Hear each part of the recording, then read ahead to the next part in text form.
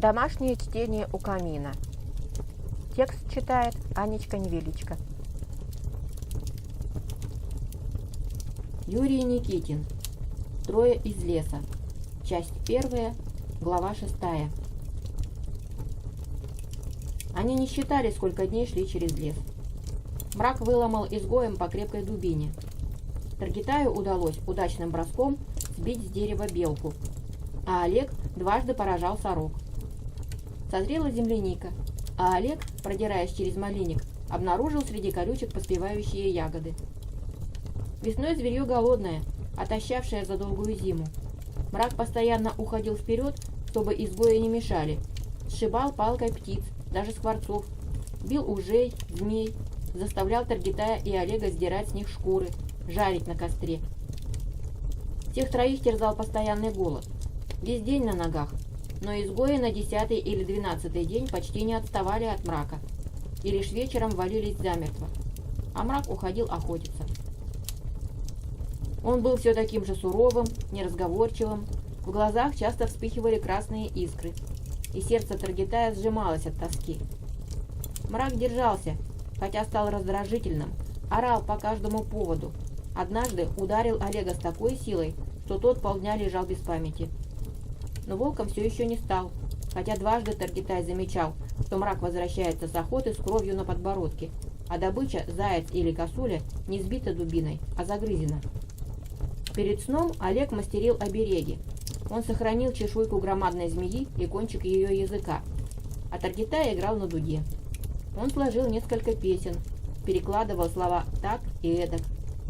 Лишь когда из темных зарослей внезапно показывалась громадная фигура мрака, он откладывал сопилку, а Олег обереги, и оба бросались навстречу, осматривали добычу.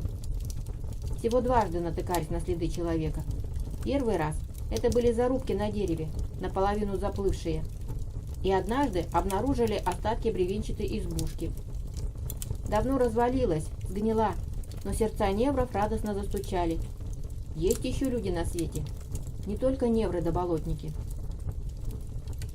Однажды они бежали втроем. Мрак приучал изгоев передвигаться по лесу быстрым охотничьим шагом, что по Таргитаю значило бежать, высунув язык. Они роптали, но мрак ярился, пускал в ход кулаки, и бежали, сцепив зубы, боясь потерять его широкую спину. Тяжелый, как бер, громадный, однако несется, как легконогая косуля, лоб сухой, в то время как ты исходишь потом, а пальцы так дрожат, что потом промахиваются по дырочкам на дуге. Бежали, обливаясь потом, как вдруг мрак замедлил шаг, и страдальцы догнали, поплелись за ним в затылок. В лесу странно светлело. Привычный влажный воздух исчез. Деревья стояли в сухом прокаленном мареве. Земля под ногами больше не пружинила мхом. Деревья стояли сухие и голые, без привычных глазу толстых шуб зеленого и рыжего мха.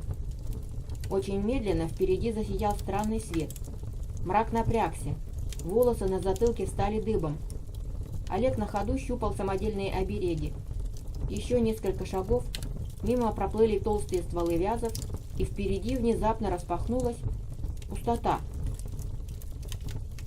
За деревьями дальше тянулась бесконечная пугающая поляна, голая, как ладонь, заросшая низкорослой травой. Огромные, надежные и такие родные деревья высились, не защищая, за спиной. Мрак даже прислонился к одному, ноги тряслись, со страхом смотрел в незнакомый мир. «Здесь», — прохрипел он сдавленным голосом, — «кончается белый свет. Вот как-то это все». Поляна тянулась вдаль без конца и края. Лишь на виднокрае смыкалась с беспощадно синим небом, тоже огромным, немыслимым, пугающим. Такого неба никто из невров не видывал. Таргитай пролепетал дрожащим, как стрекоза на ветру, голосом. Так вот он какой, конец мира. Мир был страшен пустотой, голой землей, непривычно ровной, как стол. Только выгоревшая под нещадным солнцем трава. И эта пугающая пустота злобно тянулась до самого стыка небесного купола с голой землей. Небо угрожающе синее, пустое, без привычных зеленых веток. Все трое, не замечая, что делают, попятились и застыли, пугливо выглядывая из-за могучих стволов. Олег громко стучал зубами. Мрак суетливо двигал плечами, поправлял пояс, щупал секиру. Таргитай смотрел ошарашенно, с дурацким восторгом, и Мрак не хотел, чтобы ушибленный богом заметил, как у него дрожат руки. А Таргитай прислушался, сказал неуверенно: «Слышите, птица поет». Олег прошептал мертвыми губами: «Здесь не могут быть птицы». Мрак вытянул шею, как лось к водопою, выглянул из-за дерева. Глаза сощурились, он указал корявым пальцем на едва заметную в небе точку. «А что ж тогда вон то? Либо птаха, либо зверь крылатый. Видать, все же залетают за край мира, а то иные живут, но мы ж не птицы». Олег кашлянул, сказал робко: «В старых книгах сказано, что люди могут жить везде.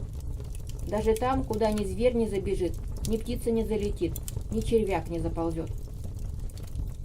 Мрак сказал твердо: «Это страна чугайстерей или дивов. Без охоты жить нельзя, не прокормишься. А как здесь охотиться? Я узрю мышь за 3 полета стрелы, а она меня узрит еще раньше». На лбу у него впервые выступили мелкие капельки пота. Таргитай ощутил, что непривычный жар от прямых лучей солнца накаляет голову, а горячий сухой воздух сушит грудь. Над голой землей, едва-едва прикрытой травой, колыхалась дрожащая марево. Вдали ветерок закружил пыль и погнал, как пугливого оленя. «Что это?» — вдруг воскликнул Олег. Его трясущийся палец указывал на 2 странные вмятины. Они тянулись на стыке пустоты и леса, оставаясь в тени от солнца. Мрак вытянул шею еще сильнее. Жилы натянулись, едва не прорывая кожу. Но из-за дерева не вышел, рассматривал оттуда. «Это след 2 гигантских змей?» «Похоже. Но это было давно. Смотри, травой заросло». «Да, но если здесь плодятся такие змеи...» «Не знаю», — ответил волк в затруднении. «Может быть, прошел Велет, что-то волочил?» Мрак покачал головой. «Больше похоже, что проползла пара змей. Вон как извиваются вместе, повторяют одна другую. Только что спарились, ползут яйца класть. Но если это прошел Велет, то еще хуже. Люди опаснее всех змей на свете и ядовитее. Ежели нас заметит, то и в лесу догонит». Он опасливо отодвинулся. Перед ним и страшной пустотой были 2 толстых ствола. И Таргитай видел, что Мрак готов отгородиться еще 2. Таргитай и не думал о том, чтобы идти в эту знойную жуть. Но Мрак осточертел, помыкает, как щенками. И Таргитай сказал неожиданно даже для себя: «В лесу не нашли себе племени. В болоте едва не убили. Если уцелеем в лесу снова, то боги все равно отвернутся. Для них мы пустоцветы. Человек обязательно должен найти племя, взять жен, наплодить здоровых детей. Лишь тогда боги перестанут гневаться. Таков ведь закон». Олег, стоя над следом, смотрел на Таргитая, раскрыв рот. Мрак с усилием поднялся, словно держал на плечах весь небосвод. «Мы ведь вышли на смерть, не так ли?» На них пахнуло холодом, будто распахнулась могила, залитая грязной весенней водой. Олег и Таргитай стояли жалкие, раздавленные. Олег все отворачивал голову от страшной пустоты за деревьями. Мрак отпихнулся от дерева с таким трудом, будто был его ветвью. Изгои смотрели с ужасом. За деревьями он сразу стал оранжевым, заблистал, как осколок камня. В черных волосах запрыгали искры. Все еще горбясь и держа секиру обеими руками, он зашагал в бесконечную пустоту. Изгои глядели обреченно. Потом Таргитай, боясь остаться без могучего защитника, вскрикнул и побежал следом. Яростное солнце обрушилось на плечи и голову с такой мощью, что он даже пригнулся. Сзади шелестела трава под сапогами Олега. Волк крепился, но вскоре сбросил душегрейку, понес на палке через плечо. Тело его было болезненно белым, как у личинки, худым, ребра торчали. Плечи Олега были широки, как у огородного пугала. И весь он был как пугало, костлявый, худой, плоскогрудый. Таргитай с тоской оглядывался на родной лес. Дернул бес за язык. Над головой выгибается немыслимо широкий купол. Края смыкаются с краями земли. В родном лесу взгляд останавливался на деревьях, а здесь глазам больно от безысходной беспредельности. По сапогам хлестала сухая трава, непривычно жесткая, цепкая. Иногда земля была такая иссохшая, твердая, что лопалась трещинами, а трава разбегалась в страхе, не решаясь пустить корни. Ядовитая пыль вздымалась при каждом шаге, долго не оседала. Мутные капли начали срываться со лба, кончика носа. Оставляя на лицах грязные дорожки, побежали едкие струйки. Таргитай тоже снял волчью шкуру, закашлялся от жара.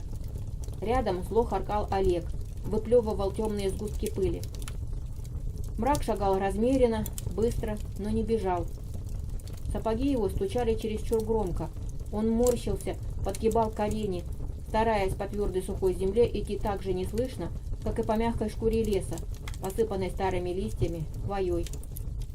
Наглотавшись пыли от сапог Мрака, Таргитай и Олег догадались догнать оборотня, пристроились по бокам. Мрак шагал с каменным лицом, глаза напряженно обшаривали виднокрай, что здесь уже стал видноколом. Олег постепенно начал меняться в лице, надсадно сопел, морщился, наконец выговорил с мукой: «Здесь в самом деле край мира, ни одного деревца. Я либо лопну, либо уписаюсь». Мрак хмуро хмыкнул, но не повернул головы. «Как же, по-твоему, здесь живут люди?» Олег крепился долго, бледнел, зеленел, с надеждой осматривал бесконечную поляну. Уже не до дерева, хотя бы куст. Наконец приотстал, застонал. Таргитаю хотелось посмотреть, как мудрый волк найдет выход из безвыходного положения. Но Мрак не сбавлял шага, головы не поворачивал, и Таргитай вынужденно мчался следом. Он лишь оглянулся на миг. Волк зачем-то присел по бабье. Тут же нога Таргитая провалилась в норку подземного зверька. Таргитай шлепнулся, больно расквасил нос о непривычно твердую землю. Волк догнал их не скоро, зато прыгал как лосенок. Похоже, свет за краем мира уже не казался таким ужасающим. У Мрака начали хищно подрагивать широкие крылья носа. Изгои видели, как оборотень настороженно оглядывается, посматривает вверх. Их все чаще обгоняли пчелы, толстые и гудящие тяжело, с грузом. Таргитай беспечно напевал песенку. Олег же спросил встревоженно: «Беда?» «Непонятная впереди». «Значит, беда», — сказал Олег убежденно. Он взялся за обереги, суетливо щупал. Другой рукой делал отгоняющие жесты. Впереди показался холмик. Близился.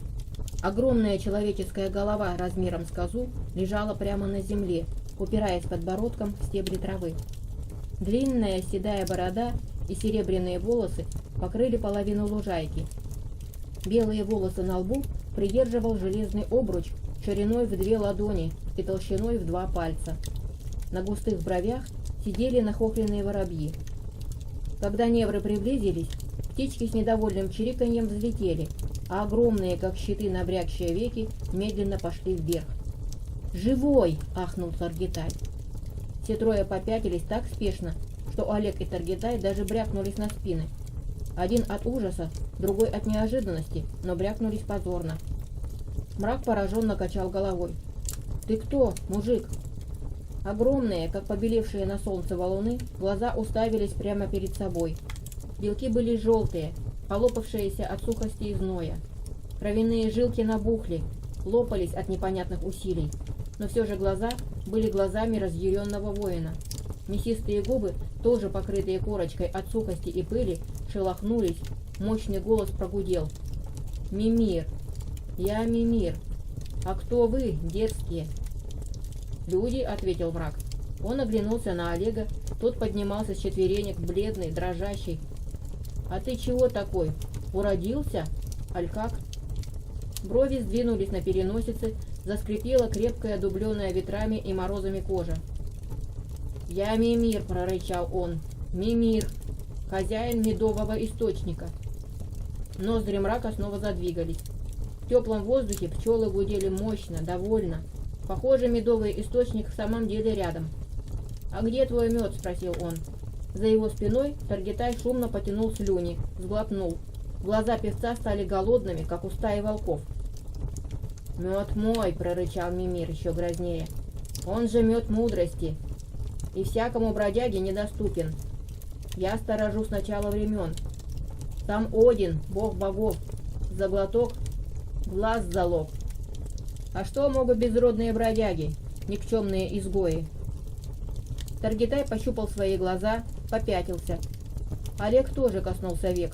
На лице волхва боролись страх и странная жадность. А мрак развел широкие ладони. «Успокойся, батя, храни свой мед. Если бы мудрость сделала людей счастливыми. А то еще Барамир рек, что во многой мудрости много печали. Спи, а мы пойдем дальше, неграмотными. Но смотреть будем в оба». Таргитай и Олег еще вовсю глазели на чудную голову, вон какие диковины здесь. А мрак уже ухватил за шивороты, потащил, дал по пинку, и оба побежали впереди, размахивая руками, как взлетающие птицы крыльями. Таргитай оглядывался, пока голова снова не превратилась в крошечный холмик. Не выдержал. «А почему не дал? Задурно?» Мрак пожал плечами. Всякие люди на свете, жадных больше, чем щедрых. Задурной бывает только приманка в капкане. Олег сказал торопливо. «Ничто даром не дается, за все надо платить. Мимир, он даже сам не помнит, из богов ли он, из ванов или альвов. Мрак, я не знаю, что это, так Барамир говорил. Но источник под ним, накрыл задницей, ах да, бородищей и волосами. Не сразу и догадаешься. А может, еще что-нибудь помимо источника?» Мрак оглянулся. «Вернемся, пока далеко не утопали. Я там в траве целое бревно заприметил. Подважим, сковырнем». Олег вскрикнул испуганно. «Возвращаться? Ни в коем случае». «Почему?» «Дурная примета, удачи не будет». «Тогда вперед», — согласился Мрак. «Навстречу утренней заре. Если с начала времен, то еще столько просидит. А за это время найдутся, кто сковырнет и пошарит с жадной дланью, что под ним. Да и вообще, вас не учили чужое не брать?» «Нет», — ответил Таргитай недоуменно. «Хорошо», — вздохнул Мрак с великим облегчением. «А то бы намаялся с вами». «Тихо, я не волк, но что-то чуется». Он замедлил шаг, а Таргитай и Олег задержали дыхание. Хищные крылья носа Мрака трепетали, как крылья бабочки на ветру. Он сказал напряженно.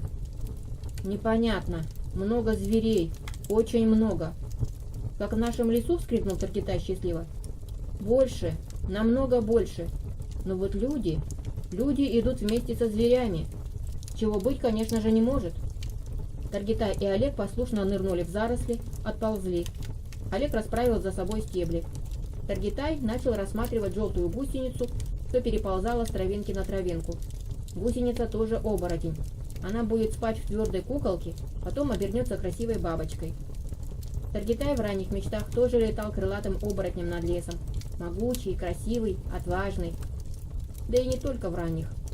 Земля начала подрагивать. Гусеница упала, затаилась. Издали донесся далекий неясный гул, сотканный из сотен тысяч стонов, вздохов, угроз и проклятий. Очень медленно гул распался на отдельные крики, мычание, вой, а земля застонала, словно изнемогая от неимоверной тяжести. Мрак всматривался, чуть раздвинув стебли. Таргитай сделал щелочку для своего глаза. Наискось по бесконечной поляне двигалось, подминая траву, стадо неведомых толстых зверей. Таргитай ахнул, бросил взгляд на волхва. Тот смотрел бледный, щупал обереги. Земля стонала и прогибалась под тяжестью грузных животных. Впереди шли самые могучие звери, похожие на туров, но крупнее, шире в груди, массивнее. Глаза зверей были налиты кровью. Они злобно озирались, яростно сопели, били в землю копытами. Следом шли крупные коровы, длиннорогие, с раздутыми боками. Рядом взбрыкивали тонконогие телята, стукались безрогими лбами. Внезапно вдоль края стада пронеслись, вздымая пыль и грохоча копытами, 5 зверей, смахивающих на безрогих лосей. На их спинах, Таргитай не поверил глазам, сидели люди. Они гикали, орали, свистели, их лица были дикие, лютые. а в глазах горели злоба и жестокость. Безрогие лоси неслись во весь опор. С разодранных ремнями губ срывало ветром желтую пену, а на их спинах по-хозяйски сидели страшные люди с желтыми плоскими лицами. У одного из всадников у пояса развивались привязанные женские волосы, сорванные вместе с окровавленной кожей. Густая кровь забрызгала звериный бок, ее размазывала по гладкой коже встречным ветром. Всадники унеслись, окружая стадо. Невры потрясенно задерживали дыхание. Огромные звери, перед ними туры, козы, но не набрасываются на всадников, не поднимают на рога, не вбивают в землю копытами.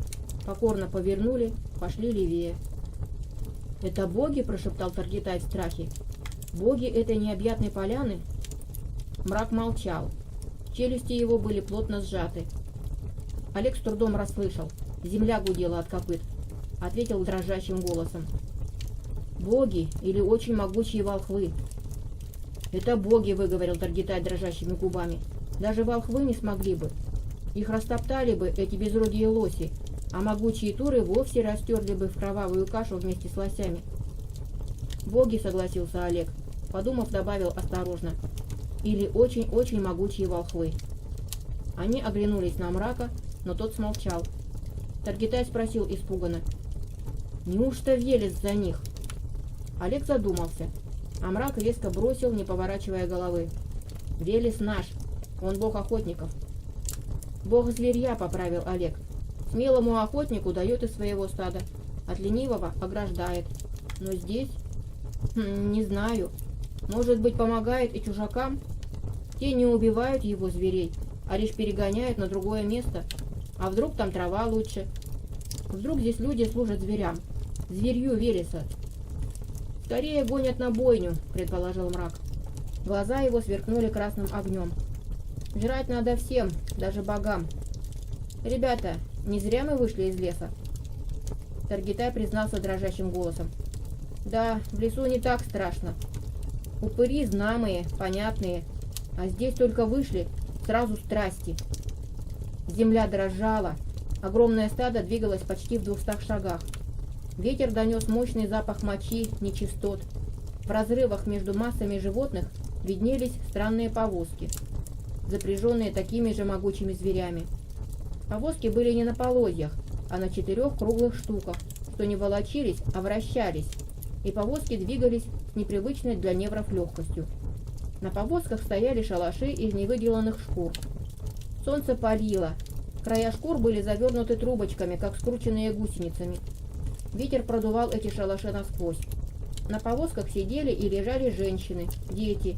Лица у всех плоские, желтые, с узкими глазами, а вздутые скулы занимали половину лица. Дети и на повозках орали, дрались, плевались. Один мальчишка на глазах у невров расквасил противнику нос, схватил за волосы, бил лицом о край деревянной повозки. Кровь заливала второму мальчишке лицо, губы его были разбиты, но он не плакал, не просил. Взрослые смотрели спокойно, не вмешивались.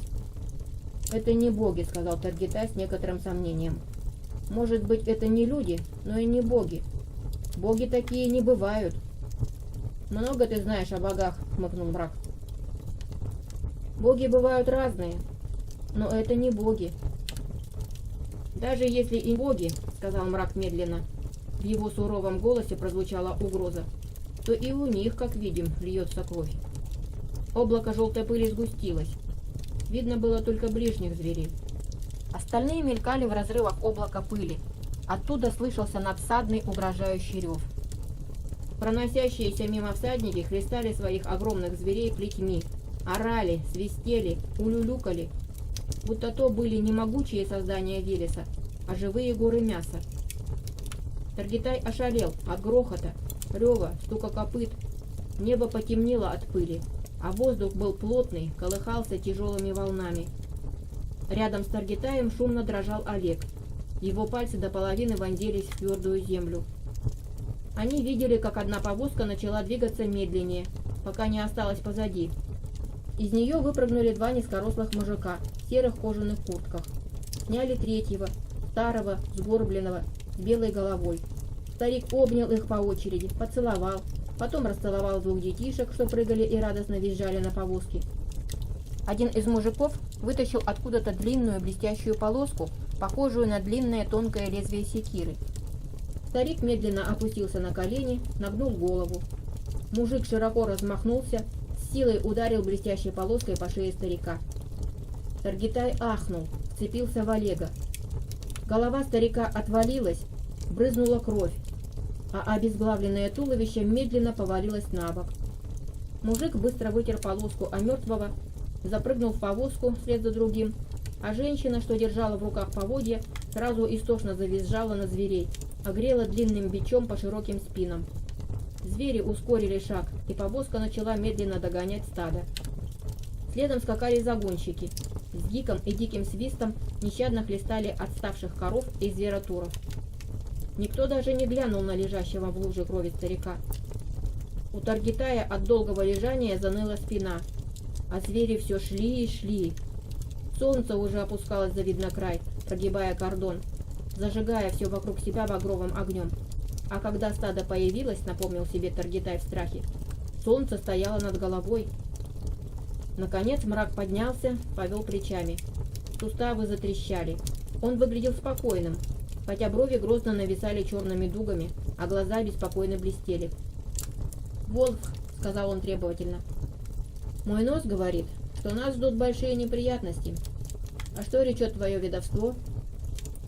Олег прокашлялся, с отвращением выплюнул сгусток грязи размером с кулак. Лицо волхва было в желто-серых разводах. Таргитай провел рукой по своему лицу, но ничего не изменилось. Рука была мокрая от пота и грязи. «Ты не прав», — ответил Олег надломленным голосом. «Мое ведовство говорит, что нас ждут даже очень большие неприятности. Это дикий народ степи». «Чего-чего? Это не поляна, а степь. Так это кличут в древних книгах». Мрак покачал головой, но смотрел с уважением. Книг не было ни у Барамира, ни у Огневита. Они пересказывали, что слыхали от предшественников. Те в самом деле когда-то читали древние книги ведунов. Те так и назывались – Веды. Но все остальные волхвы только пересказывали древние знания, в каждом поколении что-то забывая или перевирая. Но если в Ведах сказано и об этой страшной поляне, то невры, выходит, здесь бывали. «Это дикий народ степи», — повторил Олег с нажимом. «Его как песка в степи, как капель воды в реке. Он уничтожает всех, кого видит. Вон там лежит прародитель, его зарезали свои же дети. Здесь все еще уничтожают престарелых родителей, увечных детей и больных друзей, как делали некогда и мы». Мрак нахмурился, люто зыркнул из-под нависших бровей. «Мы так не делали». Голос его был как гром. Олег поспешно отступил на шаг. «Мы не сами, а невры. Это было очень давно. Так написано в древних книгах». «Брехня», — отрезал Мрак. «Узнать бы только, кто написал». Он сжал огромные кулаки. Олег отступил еще дальше. «Тот, кто написал, умер 1000 лет назад. Разве что наплюешь на его могилу, если отыщешь. А этот народ все еще дик, лют, свиреп. Страдания других ему в радость. Он изощряется в пытках, жестоких казнях. Он не знает милосердия, а лютость у него вместо доблести. Мрак, нам лучше вернуться». Мрак задумчиво смотрел вслед стаду. Там подрагивала земля, а желтое облако поднималось до небес. Доносился глухой рев, кровь холодела в жилах. «Да», — сказал Мрак, — «мы не все трусы. Верно, Таргитай?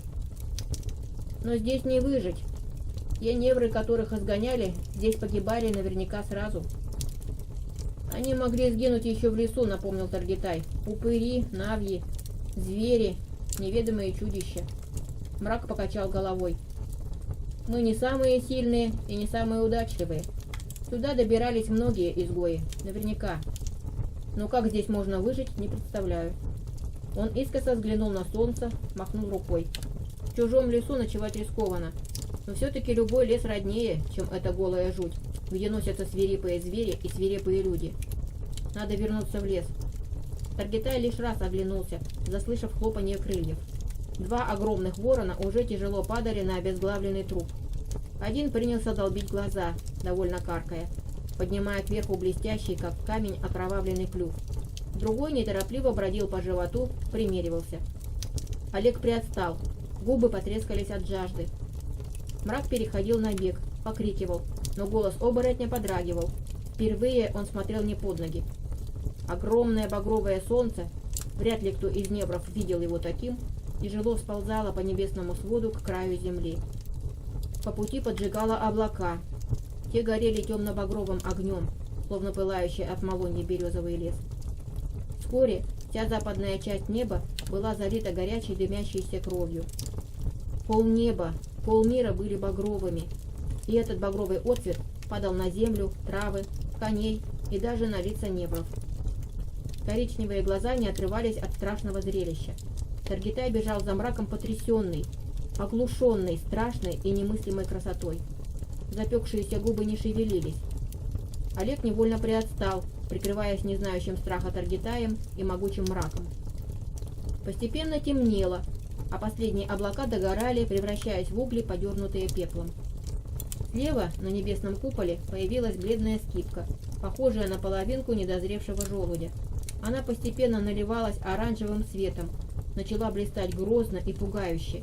Мрак старался смотреть прямо перед собой. Но Олег невольно вскидывал голову, всякий раз вздрагивал и пугливо втягивал голову в плечи, словно уже видел занесенную над собой дубину. Ночь сгустилась, под ногами шелестела темная трава. Над головой страшно выгнулся небесный свод, сплошь усеянный мириадами ярких холодных звезд. Мрак наконец сдался. Подхватил сухие стебли. Таргитай и Олег с готовностью наносили еще. Уже возле знакомого родного костра они сгрудились, прижались плечами друг к другу, смотрели в пляшущее пламя, боясь пошевелиться или поднять головы. Таргитай таращил глаза на небо. Он был так потрясен, что голос срывался то на писк, то на хриплый шепот. Целые рои. Это дыры в небесном куполе, откуда падает вода? Или это комочки серебра? Или примерзшие льдинки? Олег упорно смотрел в багровое пламя. Его трясло. Он придвигался все ближе, пока не начали потрескивать волосы на бровях. Мрак медлительно поворачивал на углях ломти мяса, довольно хмыкал. Но чуткое ухо волхва ловило нотки сильнейшего беспокойства. Это не родной лес, где оборотню все знакомо. Над головами колыхалось блистающее звездное небо. Звезд высыпало, как жуков на сладкой живице. Роились, плодились, сбивались в сверкающие кучи, блистали сурово и безжалостно.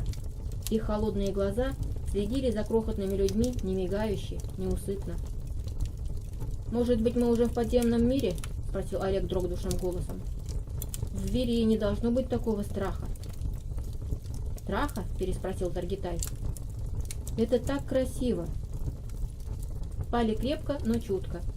Мрак поднял их, когда рассвет едва окрасил край неба. И снова бегущие невры со страхом и удивлением видели, как далеко впереди край земли медленно и величаво окрашивается алым, затем пурпурным, в небе вспыхивают облачка. Из воздуха быстро уходила ночная прохлада. Небокрай вспыхнул, заискрился, слепящее солнце поднималось медленно и величаво. Мрак внезапно перешел на шаг, потянул носом, шерсть на руках поднялась. «Пахнет гарью». «Обойдем?» — предложил Олег. «Степняки могли забить туров, жарят, пекут». «Нет, гарь другая, но паленым мясом пахнет тоже». Он пошел впереди. Таргитаю и Олегу жестом велел держаться на 100 шагов за спиной. Так прошли с версту. Наконец, впереди проступило огромное темное пятно. Повсюду виднелись обгорелые бревна, балки. Через равные промежутки поднимались странные каменные очаги. Таргитай сразу узнал их, хотя сложено чуть иначе. Но не поверил себе, когда пересчитал. 40. Начал считать снова, сбился. Спросил Олега. «Как ты смекаешь, это такие очаги?» «Самые подлинные», — ответил Олег неуверенно. «Но их 42. Это зачем же? Деревня не может быть такой огромной». «А вдруг может», — сказал Таргитай, загораясь. «Ты же волк, а не веришь». «Я работаю с магией, а не с чудесами», — ответил волк сухо. «В такой деревне народ не прокормится. Прикинь, как далеко от дома они должны уходить на охоту, чтобы всем хватило мяса. Таргитай прикусил язык. Они вступили на пепелище. Из-под сапог взвились черные хлопья пепла. Затрещали, рассыпаясь уголья. На выжженном месте много разбитой посуды, черепков. Олег застрял возле первого же очага. Сложен из странных красных камней, одинаковых, с плоскими краями. Таргитай шагнул дальше. Его сапог едва не наступил на крупного мужика, что лежал вниз лицом в луже застывшей крови. Затылок разрублен, волосы слиплись, засохли. В глубокой ране среди мозгов белые черви. Убитого обсели навозные мухи. Дальше Таргитай наткнулся на трупы двух худеньких девочек. Клочья окровавленной одежды лежали рядом. Худенькие тельца были в кровавых синяках. Одну убили ударом секиры, почти начисто срубив левую руку с плечом вместе. Другую истязали, вырезав маленькие груди, распоров живот, вытащив через широкую рану длинные синие кишки. Мухи взвелись с лютым гудением. Таргитай отступил, отбиваясь обеими руками. С левой ноги от щиколотки была содрана кожа. В темной запекшейся крови копошились мелкие черви. «Боги!» — сказал Таргитай дрогнувшим голосом. «Кто это сделал? Степные дивы? Чугайстери?» «Неважно кто», — бросил Олег издали.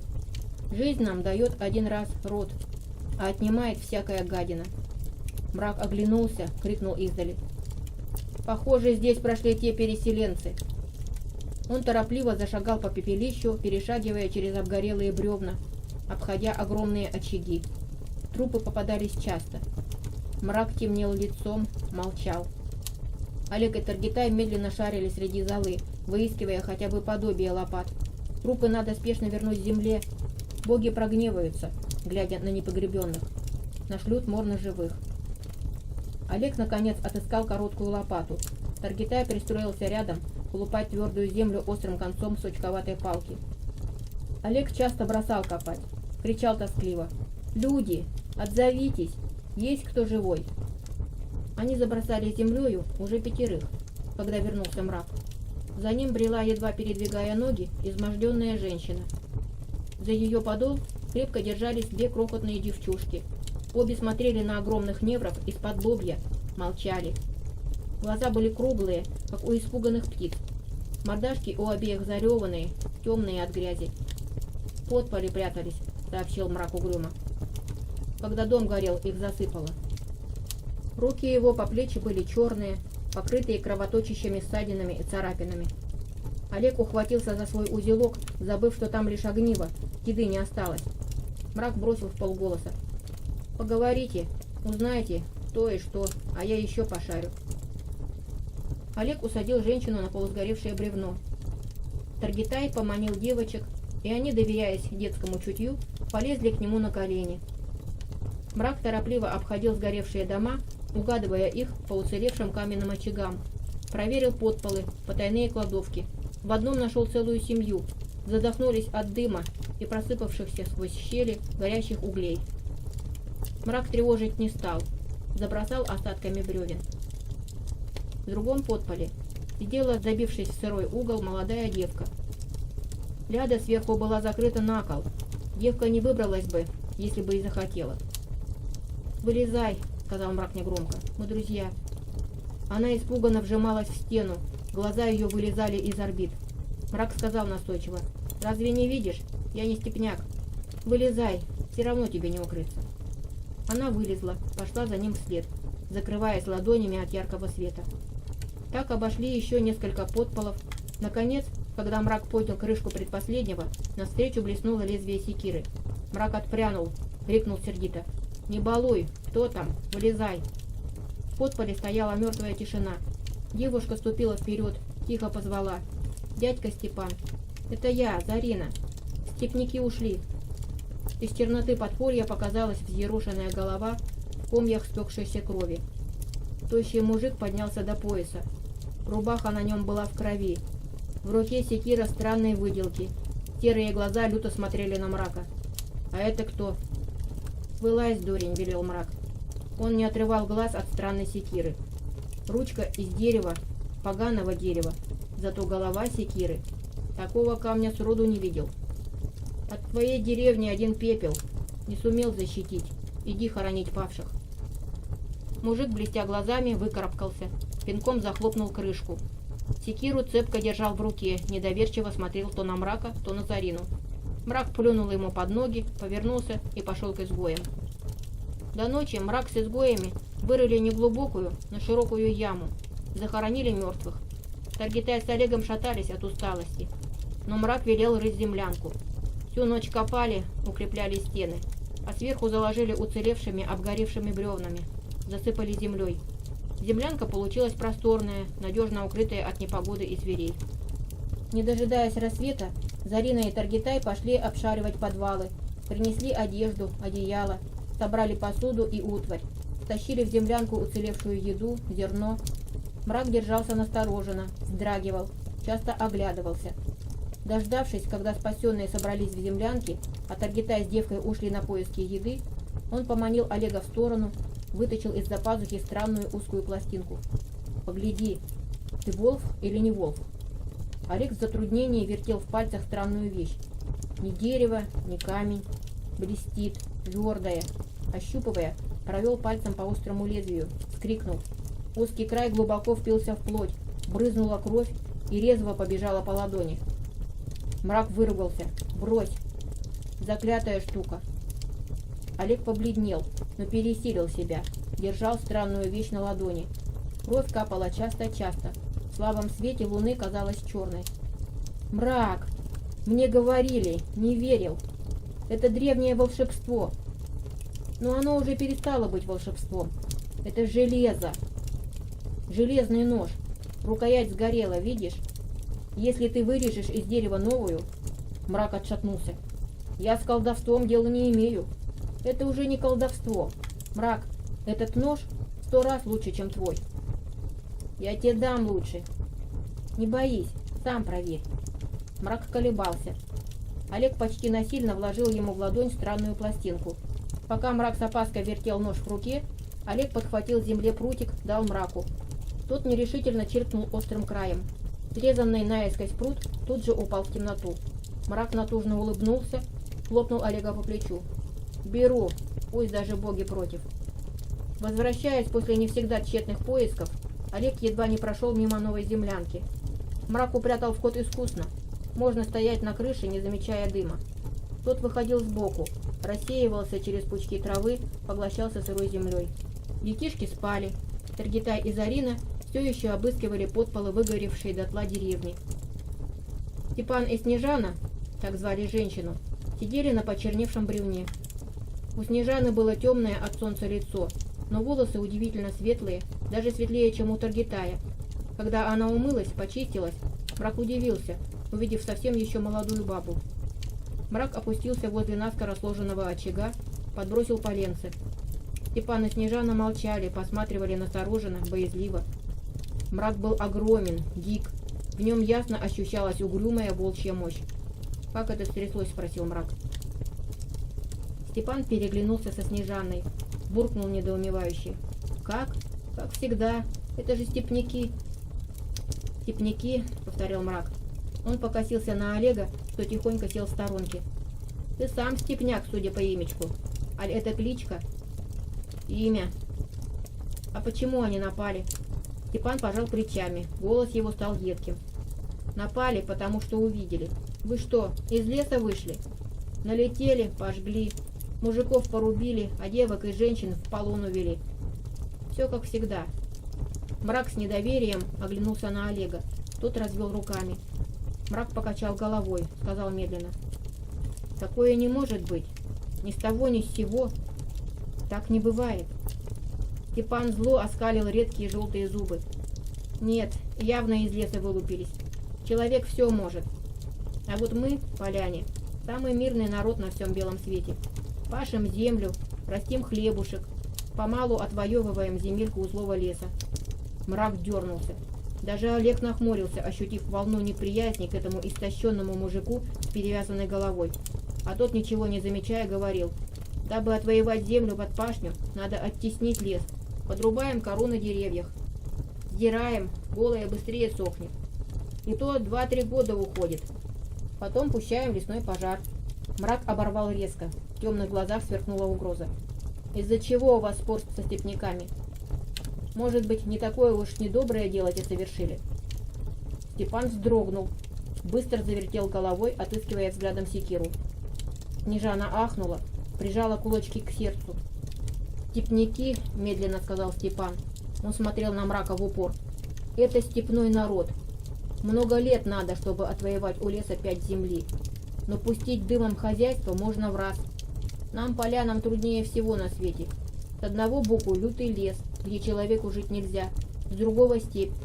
Там дикие народы, которым только бы убивать и грабить». Олег подал голос из угла.